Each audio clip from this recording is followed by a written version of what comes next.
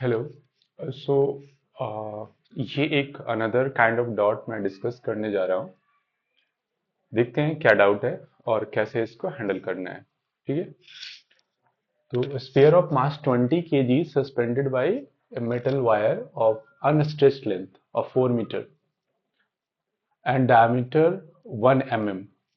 तो यहाँ पे दिया हुआ है कि एक वायर है, उसका जो अनस्ट्रेच्ड लेंथ है वो कितना है, 4 मीटर है। एंड इसका जो डायमीटर है वो दिया हुआ है वायर का, diameter of the wire is given 1 mm। So we can find the radius. The radius is how much? D by 2, that is 1 by 2 into 10 to the power minus 3 meter। And a metal sphere of mass कितना है यहाँ पे? एक मास है 20 kg, इससे suspended है, right? Okay. When in equilibrium there is a clear gap of 2 mm। यहाँ पे एक सरफेस है और जब इक्विलिब्रियम एग्जिस्ट कर रहा है तो यहाँ पे क्या गैप है, 2 mm का गैप है। ठीक है। अच्छा, ये जो लेंथ दिया हुआ है अनस्ट्रेच्ड लेंथ है, किसका? वायर का। तो वायर का लेंथ कितना है, ये एल है, तो एल का वैल्यू कितना दिया हुआ है यहाँ पे, 4 मीटर दिया हुआ है। The spare is gently pushed aside. हमने स्पेयर को क्या किया है, इधर जेंटली पुश किया, इधर ऐसा, राइट। लेट अस, थीटा से हमने पुश किया है इसको, यहां तक लाया है। और इसके बाद हमने क्या किया है, रिलीज कर दिया है इसको। तो रिलीज करेंगे तो क्या होता है ना, कि जब कोई ऑब्जेक्ट लोएस्ट पॉइंट पे होता है और वो यू स्पीड से जा रहा होता है, तो ऊपर की ओर टेंशन लगता है और नीचे की ओर mg लगता है। तो t माइनस एम जो होता है, m u square upon r हो जाता है। नेट फोर्स सेंटर की तरफ होना चाहिए, राइट।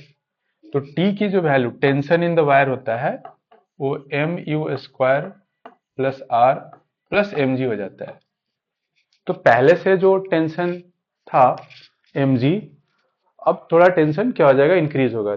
इंक्रीज कितना बाई कितना होगा, m u square upon r हो जाएगा।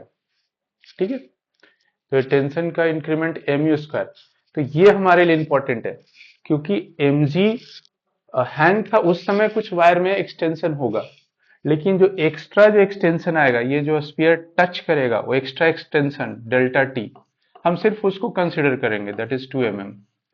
दैट इज डेल्टा एल जो हो जाएगा वो 2 इंटू टेंस टू पावर कितना हो जाएगा, -3 मीटर हो जाएगा। ये जो एक्स्ट्रा एक्सटेंशन है वो किसके कारण है, इस वाले पार्ट के कारण है, that is m u square upon, तो हम सिर्फ उसको कंसिडर करेंगे डेल्टा एक्सटेंशन के लिए। ओके। तो ये जो क्वेश्चन है वो दो कॉन्सेप्ट बेस्ड है, एक तो कंजर्वेशन ऑफ मैकेनिकल एनर्जी लगाना है और दूसरा उसमें इलास्टिसिटी का भी यूज करना है। इलास्टिसिटी में हम ऑलरेडी फॉर्मूला जानते हैं कि जो यंग्स मॉडुलस गामा होता है वो स्ट्रेस अपॉन स्ट्रेन होता है, स्ट्रेस अपॉन स्ट्रेन। तो यहाँ पे जो स्ट्रेन हो जाता है हमारा, वो क्या होता है, स्ट्रेस अपॉन गामा हो जाता है, that is Young modulus, that is given in the question, that is 2 into tens to power 11। तो स्ट्रेन होता है वो change in length upon original length होता है, that is stress, that is force upon area upon gamma. So the change in length हो जाएगा हमारा, वो कितना हो जाएगा, force into l upon a into gamma हो जाएगा। This is the change in the length, right. तो हमारा main objective change in length है, और फोर्स जो एक्स्ट्रा फोर्स आएगा वो यहाँ के स्पीड के कारण आएगा। जो स्पीड कितना आएगा हमारा, उसके बारे में देखते हैं। How much is the speed in this condition. तो स्पीड जो आएगा उसको हम ऐसे निकालेंगे, ऐसा। तो ये हमारा क्या है, आर है, और ये वाला जो लेंथ हो जाएगा वो कितना हो जाएगा, आर कॉस थीटा हो जाएगा। तो ये जो डिफरेंस आया, that is r minus r cos theta, ये वाला जो हो जाएगा वो कितना हो जाएगा हमारा r minus r cos theta हो जाएगा, राइट। तो this much decrease in potential energy is going to get into kinetic energy. Then r minus r cos theta m into this decrease in height into g equal to कितना आ जाएगा m u square upon l. Decrease in potential half mu square, sorry, half mu square, that will give you half mu square. And r means here we have to take actually l to avoid the confusion, that we have to take here l. No need to take r because this is l, right? This is l, length. Say radius is equal to the length, right? Now what we can do is uh, this l I can take common and 2 I can bring this side, so this will become 2m z 1 minus cos theta, and after taking l common I can send this side this. So now this is the extra force that is causing the extra extension. The extra extension 2 mm that is caused by this mu square by L, that is the centripetal force, extra centripetal force needed at the lowest point. तो यहां से हमारा क्या हो जाएगा, हम इस formula में इसको सब्स्टिट्यूट करेंगे डेल्टा एल। तो डेल्टा एल हमारा कितना हो गया 2 into ten to power minus 3 equal to, जो फोर्स का वैल्यू हो जाएगा वो बेसिकली कितना हो जाएगा 2mg 1 माइनस कॉस थीटा, और लेंथ हमारा 4 मीटर है लेंथ। अच्छा, जो एक्सटेंशन होगा वो स्मॉल है, दैट इज 2 mm है, that is very small compare to the 4 metre, तो हम उसको इग्नोर कर सकते हैं। इसीलिए क्वेश्चन में बोला गया मेक अप्रोप्रिएट अप्रोक्सीमेशन। तो हम यहाँ पे लेंथ 4 मीटर ही रखेंगे, नहीं कि 4 मीटर प्लस 2 mm, बिकॉज वो 4 मीटर में 2 mm ऐड करने से कोई ज्यादा फर्क नहीं पड़ता है, ठीक है।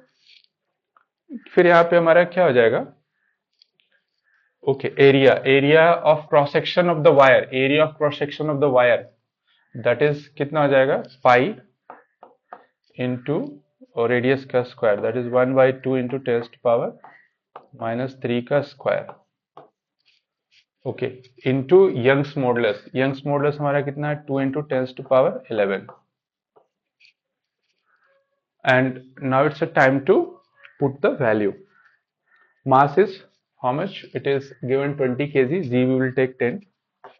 इसको हटा देते हैं थोड़ा सा। So if I do, then I want to send all this constant this side. So 1 minus cos theta equal to 1 minus cos theta equal to 2 into 10 to power minus 3 into ये पूरा वाला पार्ट उधर चला जाएगा, तो वो pi into 1/4 into ten to power minus 6 into 2 into ten to power 11 upon 2 this, and mass is given there, the mass is 20 into 10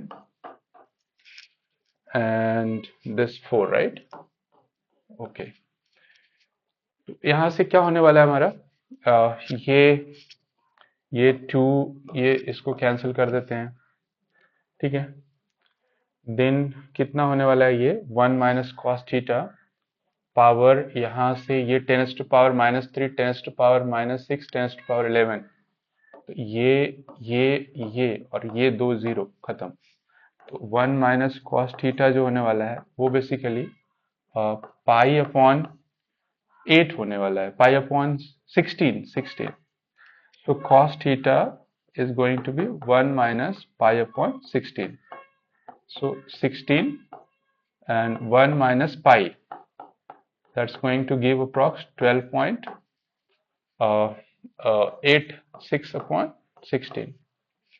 So this cos theta is going to give approx 0.8, and we know that cos theta equal to 4/5. For that value, that is theta is 37, because 4/5 is 0.8.